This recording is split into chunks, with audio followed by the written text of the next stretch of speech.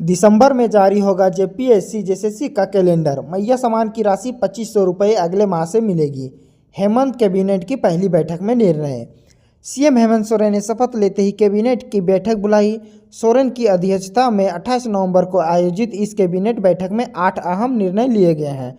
ये निर्णय इस प्रकार हैं। पहला, झारखंड विधानसभा के सदस्यगण को शपथ या प्रतिज्ञान कराने के लिए प्रोटेम स्पीकर के रूप में प्रो स्टीफन मरांडी को नियुक्त कराने का निर्णय लिया गया।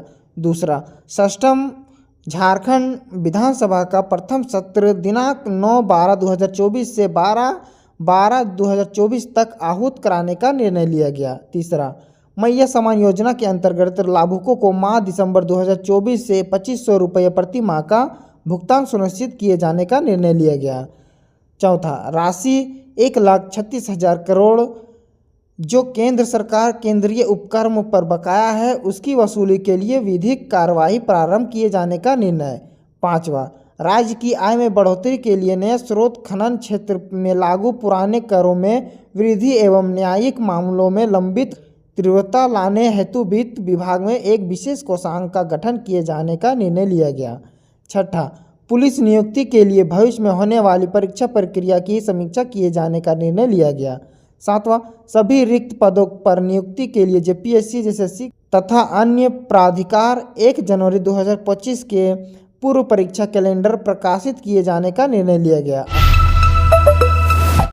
सीएम बनते ही हेमंत सोरेन ने पूरा किया वादा। अग्निवीर शहीद अर्जुन महतो को परिजनों को दिया 10 लाख का चेक और नियुक्ति पत्र।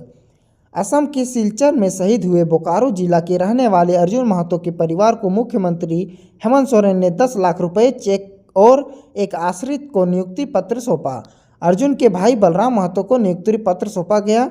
बता दें कि अर्जुन महतो के परिवार से उनकी मां, बहन, बहनोई और भाई बलराम महतो मुख्यमंत्री से मिलने पहुंचे थे। दरअसल कल शपथ ग्रहण समारोह के बाद मुख्यमंत्री हेमंत सोरेन ने कैबिनेट की बैठक की। इसी बैठक के बाद मुख्यमंत्री की तरफ से अर्जुन महतो के परिवार को यह मदद प्रदान की गई। मंजूनाथ भजंत्री बनाए गए रांची के नए डीसी। वरुण रंजन भेजे गए जेआईआई डीसीओ। मंजूनाथ भजंत्री को रांची का नया उपायुक्त बनाया गया है। गौरतलब है कि चुनाव के विधानसभा चुनाव के दौरान भजंत्री चुनाव आयोग के आदेश से उन्हें स्थानांतरित करते हुए झारखंड राज्य आजीविका संवर्धन सोसाइटी भेजा गया था। भजंत्री अगले आदेश तक अपने कार्यों के साथ बंदोबस्त पदाधिकारी रांची के अतिरिक्त प्रभार में रहेंगे। रांची डीसी के पद पर पदस्थापित वरुण रंजन को स्थानांतरित करते हुए अगले आदेश का प्रबंध निदेशक औद्योगिक आधारभूत संरचना विकास निगम रांची जेआईआई डीसीओ के पद पर नियुक्त एवं पदस्थापित किया गया।